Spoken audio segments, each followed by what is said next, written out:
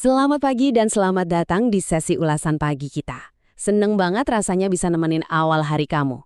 Nah, khusus di tanggal 19 sampai 24 Mei ini, kita lagi ngebahas tema yang rasanya lumayan personal ya buat banyak dari kita, yaitu soal melepaskan identitas lama. Pagi ini, kita bakal ngobrolin kenapa sih kamu tidak harus jadi versi lama dirimu. Jadi coba deh duduk yang santai dulu, ambil nafas pelan-pelan, dan yuk kita mulai aja perjalanan penemuan diri ini dengan tenang, nggak usah buru-buru. Pernah nggak sih pas lagi ngaca di pagi hari, tiba-tiba ngerasa kayak asing gitu sama diri sendiri? Kayak ngerasa kosong atau bingung aja gitu mau ngapain setelah ngelewatin perubahan besar? Mungkin baru pindah kerjaan, atau mungkin baru aja putus dari hubungan yang bener-bener berarti. Kalau iya, it's okay. Perasaan kayak gitu tuh wajar banget kok. Kehilangan sebagian dari diri kita emang kerasa nakutin. Tapi percaya deh, rasa hampa itu sebenarnya cuma ruang kosong baru, tempat kamu bakal mulai tumbuh lagi. Ada satu hal penting yang sering banget ditekankan sama riset-riset soal transformasi diri. Identitas itu ibaratnya bukan batu karang yang kaku dan nggak bisa berubah. Lebih kayak sebuah simfoni yang terus ngalir dan berkembang. Jadi setiap pengalaman yang udah kamu lewatin, mau itu yang bikin seneng banget atau yang rasanya sakit banget, itu sama sekali nggak lagi ngerusak diri kamu. Pengalaman-pengalaman itu justru lagi nambahin nada-nada baru, ngebentuk musik kehidupan kamu yang jauh lebih megah dan indah. Coba kita lihat dari kacamata sains ya. Ada loh fenomena nyata yang namanya post-traumatic growth atau pertumbuhan pasca trauma.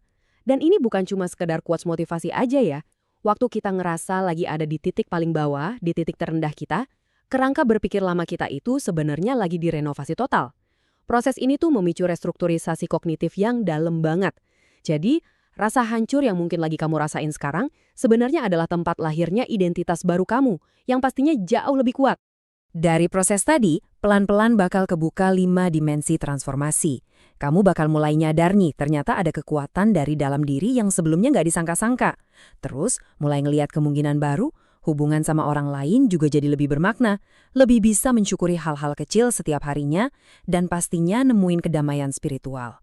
Poin pentingnya di sini, krisis itu nggak ngancurin kamu, tapi justru lagi memperluas kapasitas kamu untuk benar-benar hidup. Tapi wajar banget kalau prosesnya kerasa berat. Dan kalau kamu ngerasa gitu, kamu bener-bener nggak sendirian. Coba bayangin, hampir 90% orang di Indonesia yang punya gejala depresi itu nyatanya nggak nyari pengobatan medis. Angka ini nunjukin kalau banyak banget dari kita, apalagi anak-anak muda, yang diam-diam berjuang sendirian di masa transisi identitas kayak gini. Jadi rasa lelah dan sakit yang lagi kamu rasain itu sangat amat valid. Dan banyak banget orang di luar sana yang juga ngerasain hal yang sama.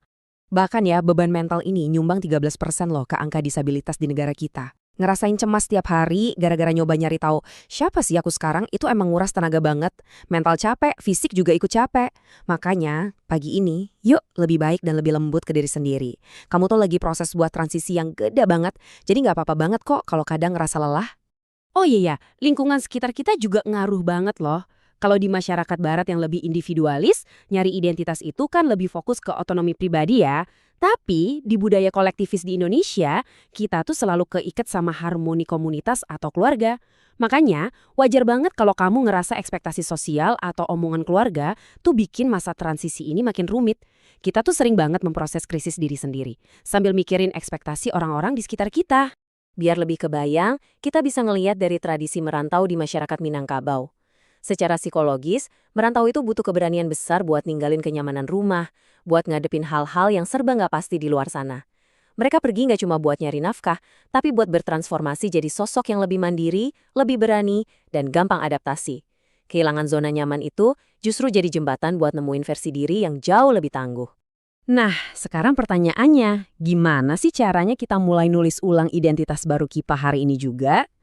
Setelah tadi kita sama-sama nyadari kalau emosi kamu itu valid, yuk sekarang pelan-pelan kita masuk ke solusinya. Aku bakal share beberapa cara sederhana berbasis sains buat jaga kesehatan mental yang pastinya gampang diterapin sehari-hari. Dan yang paling penting, bisa langsung kamu cobain pagi ini juga. Cara pertama namanya reframing kognitif. Gampangnya ada 3 langkah, tangkap, periksa, dan ubah. Gini, pertama, tangkap pikiran negatif kamu pas dia baru aja muncul. Terus kedua, periksa benar enggaknya. Coba tanya ke diri sendiri, ada nggak sih cara lain buat ngelihat situasi ini? Nah, ketiga, ubah pikiran tadi jadi sesuatu yang ngasih kamu kekuatan. Misalnya nih, dari yang awalnya mikir, aku gagal gara-gara kehilangan peran ini, diubah jadi, wah, ini saatnya aku eksplor bakatku yang lain. Pelan-pelan aja, ini cara yang lembut banget buat ngelatih pikiran kita. Terus cara yang kedua, kamu bisa coba yang namanya jurnal terapeutik ala metode Pennebaker. Coba deh sisihin waktu 15-20 menit aja setiap pagi. Nggak usah mikirin tulisan jelek atau tata bahasa yang salah. Keluarin aja semua emosi terdalam kamu ke atas kertas. Jangan stres kalau awalnya bingung mau nulis apa, biarin aja ngalir. Kalau di tengah-tengah rasanya terlalu emosional dan berat, berhenti dulu juga nggak apa-apa kok. Ini tuh kebiasaan pagi yang bagus banget buat ngerubah emosi yang macet jadi sebuah cerita pemulihan. Dan ini nih bagian yang menurutku paling bikin lega. Namanya dual process model. Intinya ada pergerakan bolak-balik atau osilasi di emosi kita. Maksudnya, wajar dan sehat banget loh buat kamu ngambil jeda dari rasa sedih. Kamu boleh banget ngedistract diri sebentar, nikmatin kopi pagi kamu, nonton film, atau ngerjain hobi. Ngambil waktu buat istirahat sejenak dari rasa duka itu bukan berarti kamu lagi lari dari masalah ya, tapi itu justru cara pinter otak kita buat beradaptasi dengan sehat. Nah, sekarang coba kita tarik napas panjang, terus embusin pelan-pelan sambil senyum. Ingat kalimat ini. Identitas adalah karya seni yang belum selesai. Krisis yang kamu rasain kemarin itu cuma kanvas kosong buat ngebikin mahakarya kamu besok. Kamu tuh nggak lagi kehilangan diri kamu, sama sekali nggak. Kamu justru lagi ngelukis versi dirimu yang paling otentik.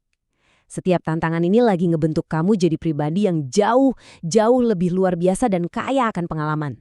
Jadi, pertanyaan buat kamu pagi ini, udah siap belum nih buat ngasih izin ke diri sendiri buat mulai nulis lembaran baru hari ini?